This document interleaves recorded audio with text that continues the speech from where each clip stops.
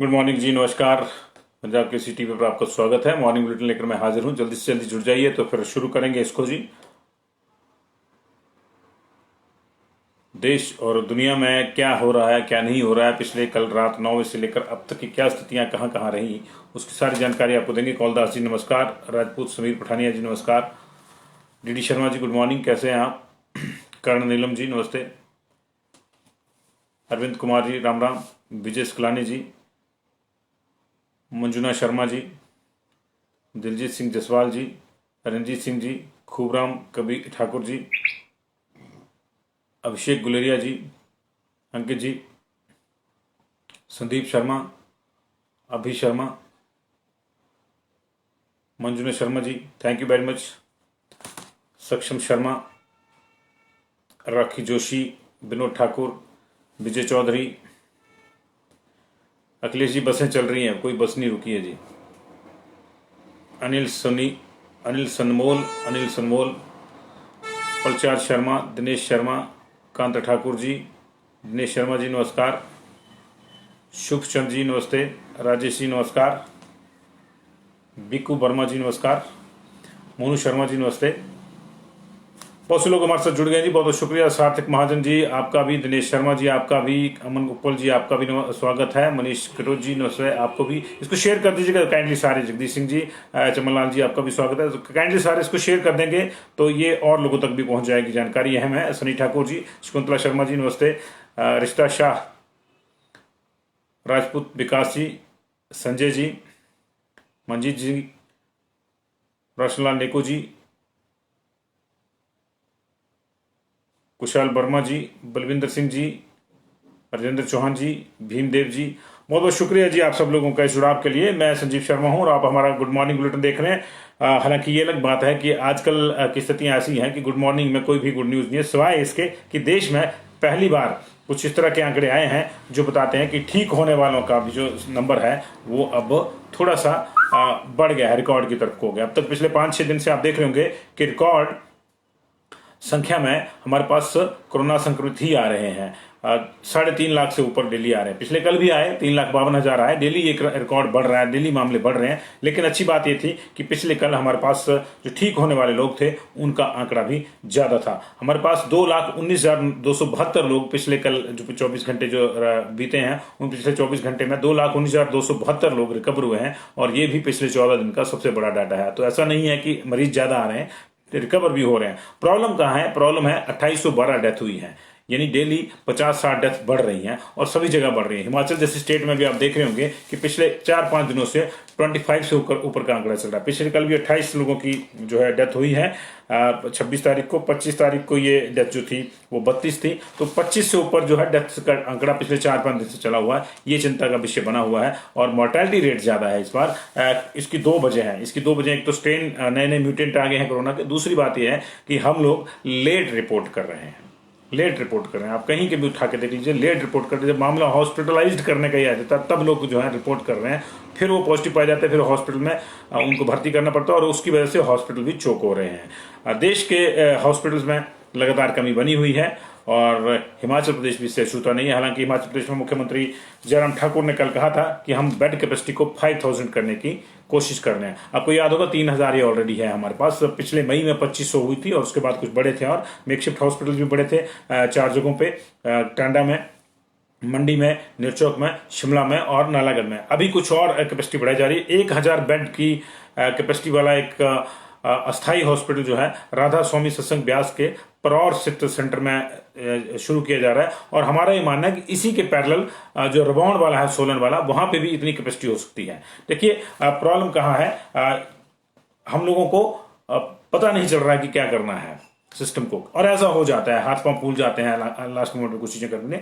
अगर सिस्टमेटिकली ढंग से किया जाए तो जगह जगह हम लोग 50 की, 20 की, 30 की व्यवस्था कर रहे हैं। उसमें क्या होगा कि मैन पावर, पैसा, बहुत सारी चीजें लगेंगी और समय भी नष्ट होगा जी। अब करना क्या चाहिए ऐसी स्थिति में, जब इस तरह की आपदा आ ही गई है, खुदा ना करे कि कोई हॉस्पिटलाइज्ड होने की किसी को नौबत आए, लेकिन क्योंकि लोग आ रहे हैं तो करना यही चाहिए कि हमीरपुर, ऊना, चंबा और कांगड़ा इन लोगों के जो मरीज हैं मैक्सिमम कितने आ जाएंगे हॉस्पिटलाइज करने वाले, इतने ही आएंगे। तो 1000 बेड की कैपेसिटी का वहां परौर में बन रहा है। इतनी ही कैपेसिटी का सोलन मेरबॉर्न का इतना ही बड़ा सेंटर उनका है, वहां पर व्यवस्था है। इसके अलावा ऊना में भी बहुत बड़े बड़े डेरे हैं, बहुत बड़े बड़े आश्रम है, वहां भी कुछ प्रयास किए जाते हैं। मंडी में, कुल्लू में भी इसी स्तर पर जो है अलग अलग डेरों के, अलग अलग धार्मिक संस्थानों के बहुत बहुत बड़े आश्रम हैं। वहां पे अगर हम करें तो उसका फायदा क्या होगा कि हमको एक तो जो स्ट्रक्चर है वो इजिली मिल जाएगा। हमको सिर्फ वहां बेड लगाने हैं और व्यवस्था करनी है दूसरी चीजें जिनको आराम से किया जा सकता है। एक छत के नीचे 100 की करनी और उस लिहाज से 1000 बेड की करनी तो आपको 10 छतें चाहिए। एक ही छत के नीचे 1000 की हो रही है तो आप उसको 10 गुना जल्दी कर सकते हैं। आपको वहां डॉक्टर्स की टीम बिठानी है, आपको वहां पे कुछ स्वयंसेवी बिठाने हैं, आपको वहां कुछ नर्सेज की टीम बिठानी है और बाकी चीजों का इंतजाम करना है। लेकिन वो जो इंतजाम आप एक जगह कर सकते हैं ढंग से, उसी इंतजाम को 10 जगह टुकड़ों टुकड़ों में करेंगे तो दिक्कत होगी। तो इससे पैनिक होने की जरूरत नहीं है। और जरूरत क्या करनी पड़ेगी, हमारे को ट्रांसपोर्टेशन की जरूरत करनी पड़ेगी।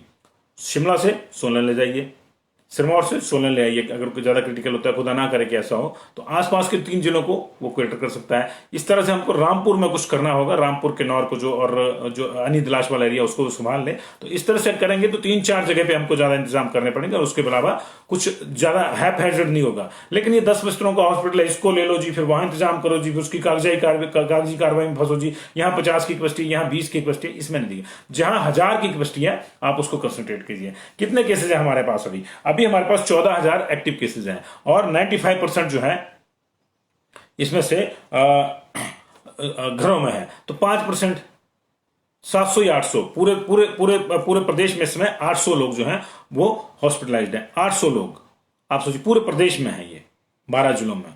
और एक ही जगह हमारे पास 1000 लोगों का अगर बेड रहेगा, बेड कैपेसिटी वाला सिस्टम रहेगा, तो हम लोग उसको ज्यादा इजीली देख सकते हैं। हमारे को मैन पावर भी कम चाहिए होगी वहां पे।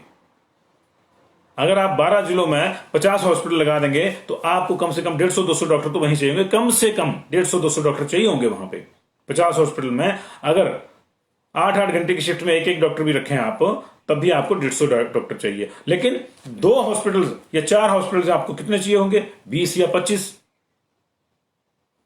20 या 25, या ज्यादा 30, ज्यादा 50। आपके पास जो बाकी 100 बचेंगे होंगे, क्योंकि डॉक्टर्स की भी आपके पास कमी है। तो इस तरह से आप कर सकते हैं। अच्छा, वहां अगर किसी ने स्वयंसेवी ने कोई राशन या कोई दूसरी व्यवस्था करनी है तो उसके लिए भी आसान रहेगा।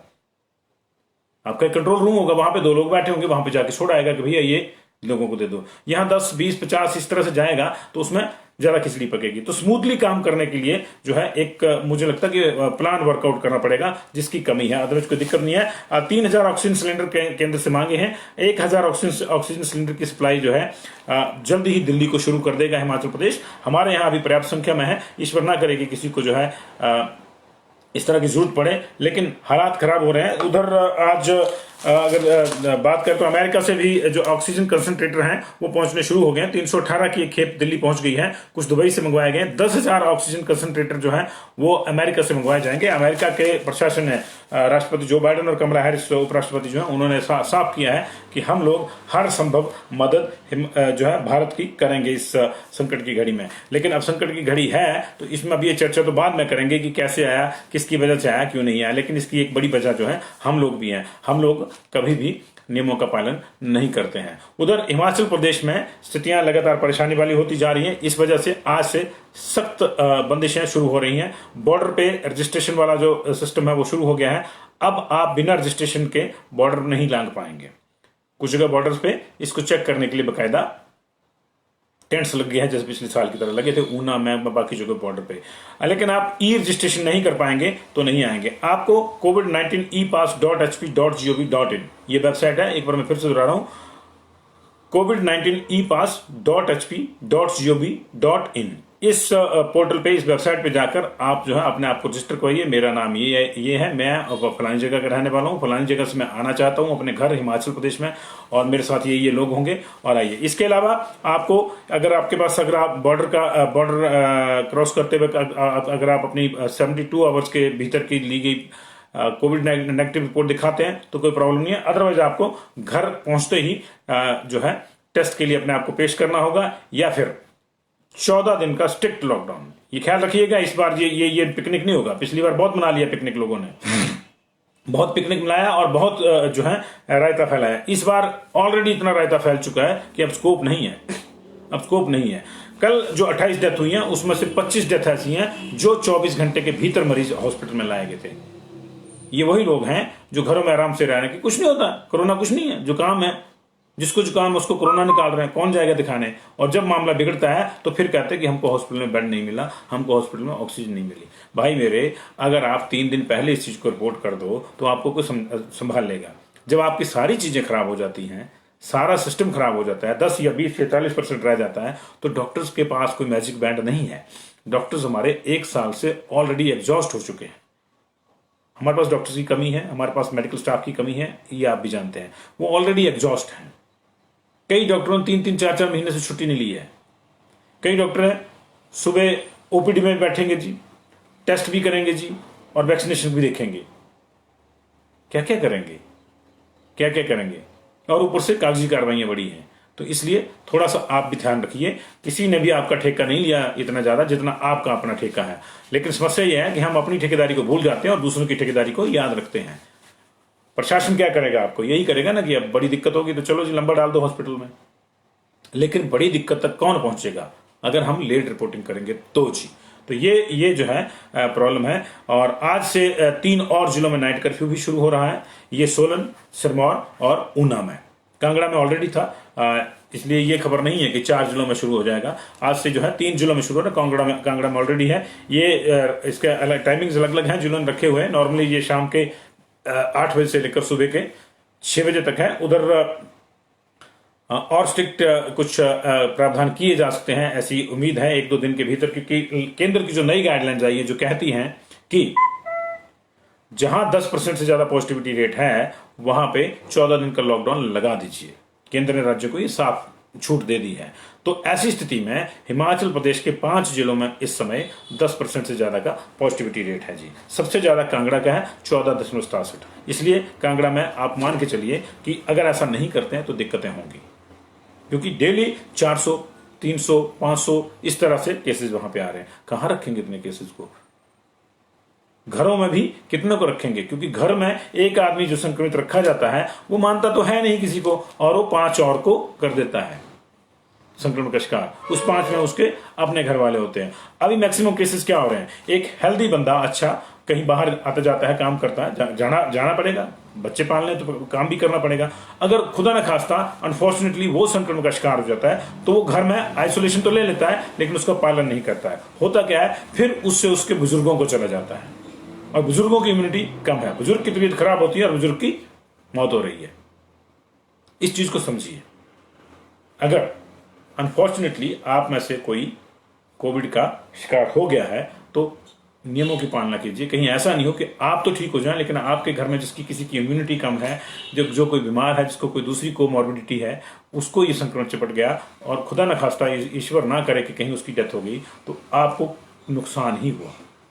आपकी जो नियमों की पालना ना करने की आदत है वो इतनी महंगी पड़ सकती है। इसलिए जो है ये चीजें रखनी होगी। पंजाब में सख्त लॉकडाउन लगा दिया गया जी। अब वीकेंड लॉकडाउन पंजाब में शुरू हो गया, और जो वहां कर्फ्यू है वो भी शाम के 6 बजे हो जाएगा। पहले 10 से सुबह 6 बजे था, अब पंजाब में शाम के 6 बजे से सुबह के 5 बजे तक पाबंदी रहेगी। पहले ये 10 से 5 थी। थोड़ा केसेस वहां पे बढ़ गए हैं लगातार, अब 7,000 केसेस को पहुंच रहा है पंजाब। पिछले कल पंजाब में एक ही दिन में 100 मौतें हुई हैं। हरियाणा में 75 मौतें हुई हैं। जम्मू कश्मीर में 25 लोगों की मौत हुई है और 2135 नए संक्रमित आए हैं, और 2800 लोगों की मौत पूरे देश में हुई है। तो आप देखिए, 100 पंजाब में, 75 हरियाणा में, 25 J&K में, 232 हमारे यहां, 232, 18 मौतें उत्तराखंड में, 250 हमारे आसपास जो है 250 लोगों की डेथ हो गई है। अभी सुबह से फिर शुरू हो गया है मामला, एक और मेरे पास अपडेट आ रहा है। इसलिए मैं कह रहा हूं कि हम लोगों को बहुत ही ज्यादा हमको जो है वो एहतियात बरतनी होगी। गलोड़ क्षेत्र की एक डेथ हो गई है जी, नेरचौक मेडिकल कॉलेज में, 67 ईयर्स की, और ये विलेज नुखेल, ये बिल्कुल मेरे पास में है। ये अभी इसकी आधिकारिक सूचना आई है हमारे पास, हालांकि ये सूचना क्योंकि विलेज गांव पास में है तो रात को लग गई थी पता। तो ये गलोड़ क्षेत्र में 6 दिन के भीतर 8 लोगों की मौत हो गई है। और मैक्सिमम मामला इस तरह से है कि संक्रमण किसी को था, आगे उसके बुजुर्ग को हुआ और बुजुर्ग की डेथ हो गई। ये मामले इस तरह से आ रहे हैं। इसलिए हमने कहा कि जो लोग होम आइसोलेशन में हैं वो ये ना सोचें कि उनको छुट्टी है 6-7 दिन की, 10 दिन की और पिकनिक वाला मामला है। वो अगर लापरवाही बरतेंगे तो उनकी लापरवाही हो सकता है कि उन पे तो भारी ना पड़े, लेकिन उनके घर में कोई बीमार है, कोई बुजुर्ग है, तो उसको भारी पड़ सकती है। ये देखिए, ये प्राइमरी कॉन्टेक्ट थी और इनकी भी डेथ हो गई है। तो प्राइमरी कॉन्टेक्ट ज्यादा आ रहे हैं, अदरवाइज तो हमारे पास केस दिन के 300-400 ही आ रहे हैं, लेकिन प्राइमरी कॉन्टेक्ट जो है वो 4 गुना ज्यादा है। तो 1400-1500 केसेस इसलिए पहुंच रहे हैं हमारे पास, इसलिए पहुंच रहे हैं। आज 300 लोग पॉजिटिव आए हैं तो अगले 3 दिन बाद उनके 5-5 प्राइमरी कॉन्टेक्ट पॉजिटिव आ रहे हैं। सरकार क्या करेगी? सरकार ने भी क्या करना, जो आपने मानना नहीं है। मैंने बताया ना कल आपको, शादियों में 50 की परमिशन है, लेकिन 50 एक बैंठ में 50 बैठो जी, दूसरी में 50 बैठो, तीसरी में 50 बैठो, 10 बैंठें लगी, 500 बंदा खाना खा के चला गया। भाई मेरे, इस चीज को समझिए, इस चीज को समझिए। ये बंदिश ये नहीं है कि एक बारी में 50 लोग आएंगे। ये बंदिश ये है कि जिस घर में शादी है उसमें सिर्फ 50 ही लोग आएंगे, 50 ही लोग आएंगे, ताकि कहीं संक्रमण की संभावना जो है उसको मिनिमाइज किया जा सके। बहुत से लोग सिर उठा के पूछते हैं 50 लोगों में कोरोना नहीं फैलता? क्यों नहीं फैलता है? कोरोना तो 2 लोगों में फैल जाता है, 2 से शुरू होता है। एक को है, दूसरा उसके सामने बिना मास्क के या उसके साथ मिल रहा है और उसने 2 गज की दूरी का इस्तेमाल किया तो उसको हो जाएगा। कोरोना तो 2 से फैल जाता है, लेकिन जितने ज्यादा होंगे उतने गुना फैलेगा। अब आपने तय करना कि कितने गुना फैलाना है। दूल्हे तक पॉजिटिव आ रहे हैं, इसलिए इस चीज को समझिए, इस चीज को समझिए जी। और अगर आप 1-1.25 साल में ये नहीं सीख सके कि शादियों की फजूल खर्ची को कैसे रोकना है, तो आप कभी नहीं सुधरेंगे। आपका ईश्वर ही मालिक है, वो भी नहीं बचा पाएगा। खुदा ना करे किसी शादी में संक्रमण फैल जाए, किसी की डेथ हो जाए, तो मुझे बताइए कि वो खुशियां हैं या गम है? वो शादी है या मातम हुआ? ऐसी शादियों का क्या लाभ है? ऐसी शादियों का क्या लाभ है जो कई लोगों के लिए, शादी तो नवजीवन का संकेत होता है। और ऐसे समय में अगर भीड़ जुटाकर हम लोग संक्रमण फैलाने को न्योता देते हैं, संक्रमण को न्योता देते हैं, तो फिर आप खुशियों को नहीं, आप मातम को न्योता दे रहे हैं। खुदा ना करे किसी की भी डेथ हो जाए, आपके घर में नहीं हो, किसी दूसरे के भी घर में हो जाए संक्रमण से, तो उसके घर में भी तो मातम हो जाए। वो पूरी मर्यादा रखेगा, फलानी की शादी में गए थे, वहां संक्रमण फैला था और मेरे घर का परिवार का जो सदस्य था वो चला गया है, तो आपके भी ऊपर जो है पूरी उम्र का इस तरह से लांछन, एक तरह से दाग लग जाएगा। तो इन दागों को छुड़ाइए सर, काइंडली। बहुत ज्यादा जो है आप एहतियात बरतिए। शादी जिनके घर में है, 50 की परमिशन आपको सरकार दे रही है, कोरोना नहीं दे रहा है। इस चीज को ख्याल रखिए। आपको 50 की परमिशन सरकार दे रही है, कोरोना नहीं दे रहा है। कोरोना 2 की भी नहीं दे रहा है। नीति आयोग ने कल कहा है कि अब समय आ गया कि लोग अपने घरों में भी मास्क लगाएं, मेहमान को ना बुलाएं, अपने घरों में भी मास्क लगाएं। ये देखिए कहां तक इस बात सरकार कह रही है। सरकार के हाथ खड़े हैं। आर्मी के जो डॉक्टर पिछले 2 साल में रिटायर हुए उनको वापस बुलाया जा रहा है। पैरामेडिकल स्टाफ के जो लोग हैं 2 साल में रिटायर हुए उनको वापस बुलाया जा रहा है। लेकिन आप इन चीजों को समझ नहीं रहे, आप इन चीजों को समझ नहीं रहे हैं जी। तो ये प्रॉब्लम है। तो आपका और हमारा कुछ नहीं होता जब तो हम नहीं समझेंगे। औरों को नसीहत, आप में फजीहत वाली स्थिति ना करें, क्योंकि अब मामला सिर्फ फजीहत तक नहीं है, अब ये जान तक पहुंच गया। बहुत बहुत शुक्रिया जी आप लोगों का। अपना ख्याल रखें, अपनों का ख्याल रखें। कोई बात बुरी लगी हो तो उसको ख्याल से निकाल दें, लेकिन हमने कोशिश कर, हमारी यही है कि आप लोगों को जागरूक कीजिए। हम आपको डरा नहीं रहे हैं, हमारा मकसद आपको डराना नहीं है, ना ही आप डरपोक हैं। इस मामले में बिल्कुल क्लियर है, लेकिन हम आपको जागरूक करना चाह रहे हैं। आप जागरूक होंगे तो आप, मैंने जैसे मान लीजिए आप में से एक जागरूक हो गया तो मेरा काम हो गया कि एक आदमी जागरूक है। उस आदमी ने आगे 10 लोगों को इस तरह से बोला, उसमें से एक जागरूक हो गया तो उसका भी काम हो गया। इस तरह से चेन बन जाएगी। जब हम सारे जागरूक हो जाएंगे तो ये कोरोना सबसाइड हो जाएगा। लेकिन हुआ क्या कि जैसे ही सबसाइड होने को हुआ, हमने तमाम जागरूकता को छोड़ो यार, अब तो गया ये, अब तो हो गया, खत्म हो गया। जनवरी में हम लोग मान के चलिए खत्म हो गया। फरवरी में हमारे पास 293 रह गए टोटल। 26 फरवरी को हमारे पास 293 लोग रह गए थे पॉजिटिव। हमने कहा अब तो खत्म ही हो जाएगा। नाचो, खूब रैली में जाओ, खूब शादियों में जाओ, डीजे पे नाचो। वर्षों के बिछड़े हैं, कुंभ वालों की तरह मिलो गले। और क्या हुआ? नतीजा आपके सामने है। बहुत ज्यादा एहतियात रखनी होगी। ये संक्रमण ऐसा नहीं है कि इसको जो है, और दूसरी बात यह है कि वैक्सीन लगवाएं। आप वैक्सीन जरूर लगवाएं। उठ के पूछते हैं यहां भी, वो फलाना मर गया जी 2 डोज के बाद, वैक्सीन के बाद। अब फलाने को पूछो कि उसने क्या क्या किया। फलाने को पूछो कि उसने क्या क्या किया, उसने कहीं ना कहीं प्रोटोकॉल को वायलेट किया होगा। वैक्सीन आपको अमर नहीं करेगी, लेकिन आपको काफी हद तक सेफ बना देगी कि जाने अनजाने, खासतौर से अनजाने में अगर कहीं आप के ऊपर संक्रमण का छोटा मोटा अटैक हुआ है तो वैक्सीन जो है, अगर आप वैक्सीनेटेड हैं तो वो माइनस हो जाएगा। आपको हॉस्पिटलाइज होने की जरूरत नहीं पड़ेगी। इन चीजों को समझिए। ये नहीं कि 100,000 लोगों को वैक्सीन लगी, एक बंदे को कोई पॉजिटिव आ गया, 1000 का हाँ जी क्या लगवानी, वो भी पॉजिटिव आ गया। ये जो सोच है उसको बदल दीजिए। बहुत सोच लिया आपने इस तरह से और नहीं काम बन रहा है, इसलिए आप जरा थोड़ा प्रोटोकॉल के हिसाब से सोच लीजिए। बहुत बहुत शुक्रिया जी। ऑक्सीजन पे भ्रष्टाचार हो रहा है। भ्रष्टाचार कहाँ नहीं हो रहा है इस देश में, भ्रष्टाचार कहाँ नहीं हो रहा है इस देश में। समस्या ये है, ये हमारे से शुरू हो जाता है जी। भ्रष्टाचार हमारे से, घर से शुरू होता है। सबके किसी न किसी लेवल पे है। कोई बच्चे को कह रहा है पढ़ने बैठेगा तो मैं तेरे को ये करूंगा वो करके दूंगा, यहां से शुरू हो जाता है जी सारा कुछ, रिश्वतखोरी भ्रष्टाचार। बहुत बहुत शुक्रिया जी आपका।